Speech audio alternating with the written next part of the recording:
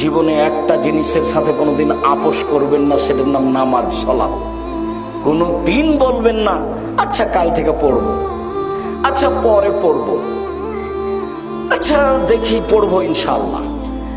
এইরকম জীবনে কোনোদিন আপোষ করবেন না। পৃথিবীতে একটা কাজ এত জরুরি, এত জরুরি, এত জরুরি, মানুষের জীবদ্দশায় পৃথিবীতে এত জরুরি কোনো কাজ নেই। বলেন তো সেটা কি? সেটা সালাত।